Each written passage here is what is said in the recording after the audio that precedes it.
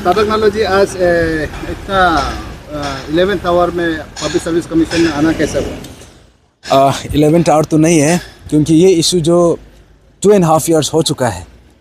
तो आज एक्चुअली हम लोग यहाँ पे Arunachal Pradesh public service commission का ऑफिस में अपडेट्स लेने आया था, और कुछ सवाल है जो अहम सवाल कमीशन को भी पूछना था। तो वैसे मैंने शुरू में भी बहुत लोगों से भी बोला है कि देखो, इशू कोई शुरू कर लेता है, लेकिन इशू का कंक्लूजन तक बहुत रेयरली हम लोग को देखने मिलता है, कोई लास्ट तक जाता है। तो आई थिंक ये ऐसा एक इशू है जिसको हम चाहकर भी आधा रास्ता में नहीं छोड़ सकता है, because this pertains to every single citizen of this state. अभी के लिए सिर्फ नहीं है, for the coming generations also. तो उस लाइन में हम लोग ने आज हमारा team Arunachal Frontier Tribal Front, जो मैंने रिसेंटली फॉर्म किया है, हम लोगों ने डिक्लेयर किया है। तो ये चीज़ को हम आज उसका प्लेटफॉर्म से आज हम पूछताछ करने के लिए आया है, उसका अपडेट लेने के लिए आया है। तो सबसे पहले तो आप सबको मालूम है, अभी एग्जामिनेशंस भी हो रहा है, होने जा रहा है। और हम ये बात को मैं क्लियरली बता दूं कि हमारे यहाँ पे आने का ऑब्जेक्टिव एग्जामिनेशन को रुकाना नहीं है। हमारा यहाँ में आने का ऑब्जेक्टिव यहाँ का जो प्रोसेस है उसको ऑब्स्ट्रक्ट करना नहीं है।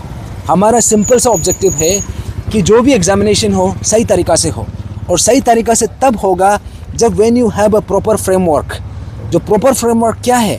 That is the standard operating procedures, that means SOP। और SOP जो है Arunachal Pradesh public service commission का जो मैनुअल है 2024 का, क्योंकि ये जो है this was suppose to be an upgradation of 2012 और 2017 का।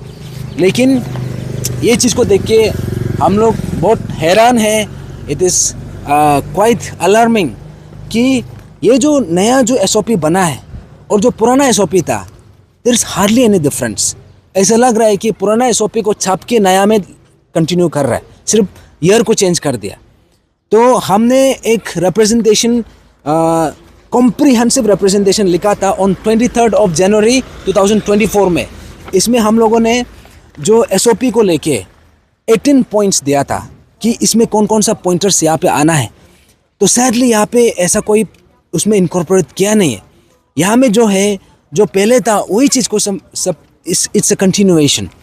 तो इसलिए ये चीज़ को हम आज चेयरमैन सर और इनफैक्ट एंटायर कमीशन को पूछने के लिए आया था। और आज चेयरमैन सर से ये मीटिंग नहीं हो पाया, लेकिन हमने कंट्रोल ऑफ एग्जामिनेशन और यहाँ का मेंबर्स लोग से और अंडर सेक्रेटरी से मिला है, और हमने अपना आशंका जताया है कि यहाँ पे क्योंकि जो घोटाला इतना साल से हो रहा था, that was because of the faulty SOP। और फॉल्टी SOP में ये इसलिए बोल रहा हूँ क्योंकि पहले का जो SOP था, it was only a piece of paper, क्योंकि वहाँ में उसको मैंडेटरी कंप्लाइंस करने का कुछ भी प्रोविज़न नहीं था। और सबसे दुखद वाला बात ये है कि ये जो नया SOP बना है, इसमें भी this is also looks like a piece of paper. यहाँ में इसका मैंडेटरी कंप्लाइंस के लिए कुछ भी प्रोविज़न नहीं है। तो सबसे पहले हमने ये आशंका जताया कि इसको मैंडेटरी कंप्लाइंस करने के लिए इसमें प्रोविज़न क्यों नहीं डाला है। दूसरा बात हमने ये बोला है कि यहाँ पे जैसे कि जो ग्रीवेंस रिड्रेसल सेल है, जहाँ पे एग्जामिनेशन रिलेटेड ग्रीवेंसेस जो हर स्टेज में होता है, प्रीलिम्स होगा, मेंस होगा, डिफरेंट स्टेजेस का जो भी ग्रीवेंसेस है, अब कंसर्न उसमें एड्रेस करना चाहिए, but that provision has also not been given. उसके बाद हमने PRC को मैंडेटरी करने के लिए लास्ट टाइम जो मांग रखा था, उसको भी हमने पूछा है, ये लोग को अभी भी आइडिया नहीं है। उसके बाद जो डिसेबिलिटीज़, जो पर्सन विद डिसेबिलिटीज़ का, जैसे आप मुदंग एबंग सिस्टर भी आया है, पर्सन विद डिसेबिलिटीज़ का जो स्ट्रीम लाइनिंग है, क्योंकि लास्ट टाइम इसका साथ जो इनजस्टिस हुआ है, हमारा मानना है कि मुदंग एबंग सिस्टर जो चीज़ से गुजरा है, हम नहीं चाहता है कि इसका जैसे कोई और दोबारा गो थ्रू करो। इसलिए हमने मांग रखा था कि ये पर्सन विद डिसेबिलिटीज़ कैटेगरी का जो स्ट्रीम लाइनिंग वो होना है। So far that has not happen. तो यहाँ पे उल्टा एक कॉन्ट्रोडिक्टरी ऑर्डर निकला है ऑन 30 अगस्त 2024 को, ये बोल के कि अभी यहाँ में जितना भी PWD कैटेगरी हो या फिर स्पोर्ट्स कैटेगरी कोटा से हो या फिर एक्स सर्विसमैन से हो, ये सब का फाइनल डिसीजन जो कंसर्न डिपार्टमेंट देगा बोला। लेकिन लास्ट टाइम क्या हुआ मुदंग एबंग सिस्टर का केस में, इसका अपॉइंटमेंट के लिए कंसर्न डिपार्टमेंट ने रिकमेंडेशन दिया, लेकिन कमीशन ने क्या बोला कि हम एक ऑटोनोमस बॉडी है, हम ये लोग का बात नहीं सुनेगा, इसलिए इसको जस्टिस दिया नहीं है। लेकिन अभी ये बोल रहा है कि concern department will be responsible. तो हमको समझ में नहीं आ रहा है तो इसी चीज़ को भी हम क्लियर करने के लिए आया है। और इसका अलावा हमने ये बात भी यहाँ पे जो बाकी जो इश्यूज है, because this is a very comprehensive representation, इसको डिटेल में बात करने से बहुत लंबा हो जाएगा, तो फिर भी हम आज गवर्नमेंट बोलता है एपीएससी बोलता है कि कभी गवर्नमेंट, फिर आपने इतना शोर शराबा हुआ है ये लास्ट टाइम पेपर लीकेज को लेकर, फिर भी गवर्नमेंट ने एसओपी में चेंजेस नहीं किया। इसमें कैसे, मतलब आपको क्या लगता है गवर्नमेंट की इसमें एसओपी में क्यों चेंज नहीं किया? क्या लगता है आपको इसमें इतना शोर शराबा होने के बाद भी कोई चेंजेस नहीं आए, आपको क्या रिएक्शन देगा? इसमें दो चीज़ है। सबसे पहले तो हमने बोला था कि गवर्नमेंट को हमने ये बोला था कि एक संशोधन लेके आओ, एक लॉ लेके आओ to prevent the unfair means. तो सरकार ने एक रिसेंटली जो असेंबली में prevention of unfair means act वाला एक बिल लेके आया था, लेकिन हमने उसमें ये बात बोला था कि उसमें एसओपी का मैंडेटरी कंप्लायंस के लिए एक उसमें क्लॉज होना पड़ेगा, तब जाके एसओपी मैंडेटरीली कंप्लायंस होगा। और एसओपी का प्रिपरेशन को लेके हमने ये बोला था कि ये एसओपी में वो प्रोविज़न होना पड़ेगा जहाँ पे हम लोग जो एग्रीड एस्पिरेंट्स है, जो यहाँ पे एस्पिरेंट जो एग्जामिनेशन लिख रहा है, उन लोगों को प्रॉब्लम ना हो। कल को जहाँ से प्रॉब्लम निकल सकता है वो हॉट स्पॉट को हमने आइडेंटिफाई करके कमीशन को ऑलरेडी बता दिया। लेकिन यहाँ पे प्रॉब्लम ये है कि जो संशोधन लेके आया वो संशोधन में वो प्रोविज़न है ही नहीं है।